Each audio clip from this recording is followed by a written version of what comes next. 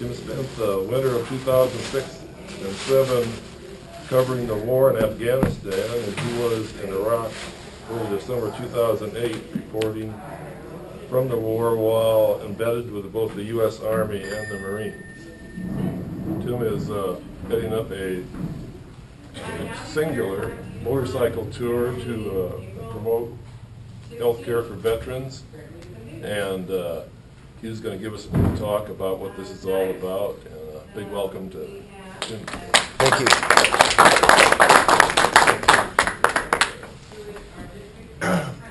The group that I'm with is salemnews.com. If you guys have ever seen it, we cover a lot of veterans issues, salem-news.com. And so for all these years, we've been beating that drum about military-based contamination. That's the main thing. I was at El Toro, Marine Corps Air Station El Toro, and 20 years after being there and having 2 children born with severe birth defects. Sorry, guys. Sorry.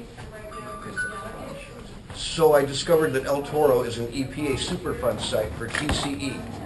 How many of you know what TCE is?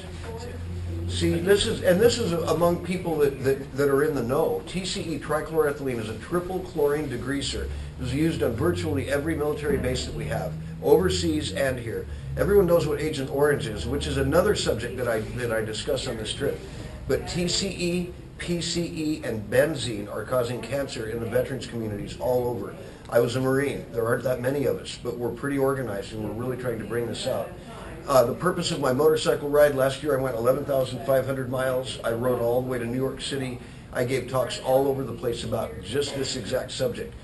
And just to move, and the reason I'm here is for whatever support, the help from Commander John that he helped with already. That's just so incredible. I appreciate you all so much for that. It takes a little bit to keep gas in the tank of the motorcycle. It gets about 43 miles per gallon. It's not too bad. Another subject that is really big, and we call this Operation Red Dragonfly, is post-traumatic stress disorder and veteran suicide. And again, I know I'm speaking to the choir here. You guys know we're up to 22 a day right now, and Iraq and Afghanistan are claiming a lot of lives every day, long after people have come home. So I went to Iraq in 2008, and I did interviews all over the war theater with active duty Marines and soldiers about PTSD. Most everyone I spoke to was a multi-tour American deployed soldier or Marine. So OPB is interested in this. We have, we're addressing another, okay, so I should say we're producing a documentary for OPB about PTSD, and there aren't enough of these programs out there. We address survivor's guilt. We address some things that I think the understanding of the way that we're doing this is pretty unique to veterans. And the main message that I got when I was in Iraq and Afghanistan, I did interviews on this subject there too, but not like Iraq. I really did it in Iraq. But the bottom line is that veterans understand veterans, and that's, you know, and those who have families that support them, that's very helpful. The science that we're working with, from 2010, we've known a lot more about cortisol. Cortisol is a chemical in the brain that it's released at a higher rate when we're in a combat environment or any kind of a traumatic environment. You don't have to obviously be a veteran to undergo PTSD. So the amygdala, which means almond in some other languages, in your brain, when you're in a combat, stressful environment, your cortisol flows at a higher level. This allows you to survive. It allows you to have the courage that you need. It allows you to dismiss certain thoughts and go with others. You come home and that cortisol is still flowing at a really high level, and this is where meditation comes in. Non-medicinal treatments for PTSD. So we're working on these different things. We believe that a lot of the answers are very close at hand and that we can really truly impact the number of people that are taking their own lives. We have to be really creative in our thinking, but we also have to find ways, and that's why. So I'm going from being internet news editor to motorcycle rider, showing up at these events all over the country and giving these talks. So this is my book. My co-author is Robert O'Dowd. Robert served in my squadron in El Toro exactly 20 years before I did.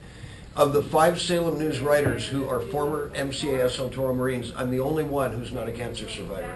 And they've all beaten cancer multiple times. So every day at salemnews.com, because of all the articles we have about all these contaminations, and I'm sure if I say Camp Lejeune, you guys all know what I'm talking about. Lejeune is the only Marine Corps base where they've actually sent letters out over the contamination, and they try to attribute that to an off-base dry cleaner, because dry cleaners use PCE, perchloroethylene, a 4-chlorine chemical degreaser that also does cause cancer. But trichloroethylene is the one. A quick side note story, the Googleplex in Mountain View, California. You know, you think of the Bay Area, you think of all this progressive stuff. All right, the Googleplex, which is Google's main thing for I think all of North America, at least the West Coast, it sits on a former section of Moffett Field, Naval Air Station Moffett Field. It also sits on 3 former semiconductor manufacturer sites. They all use TCE.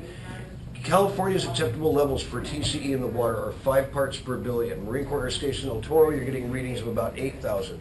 In Mountain View, California, where the Googleplex is, 160,000 parts per billion of TCE in the water. So, and they have alarms in the foundation that are supposed to let them know, and the alarms went off after they got the building occupied, which is how this all came to light in the first place. And I was in San Francisco last year at a big event. There were a bunch of Google people. I spoke to them. None of them knew about it. So it's just like when we serve at these bases and no one says, hey, by the way, that's going to give you cancer in 20 years. They're not getting those talks either. So I just think that what I'm doing is critically important. I have a couple of copies of my book if anyone's interested. Real quickly, the book Betrayal, it's about the Marine Corps' cover-up of base contamination, and it's about the Marine Corps' cover-up of drug smuggling that went on long after Iran-Contra, after the Boland Amendment, which was supposed to end all of this stuff. My base, again, El Toro, a full-bird colonel in 1990 got wind that these C-130s were landing in the middle of the night offloading white drugs still. He blew the whistle and ended up dead in his backyard of an alleged suicide. It's a really, really compelling story, and this is going to come out. There's a documentary under production right now called Sabo. So, and there's also supposed to be a movie coming out about our book, although we'll wait and see what happens on that, but that's pretty exciting. So do any of you have questions that I might be able to answer, anything in particular that jumps to mind? If anyone would like to buy a copy of my book, I'll sign a copy. You can give me whatever you think it's worth, or not at all. And and on that note, I think I'll step down because I know you've got other business to do, and I'll sit back and be a member of your audience for a little bit.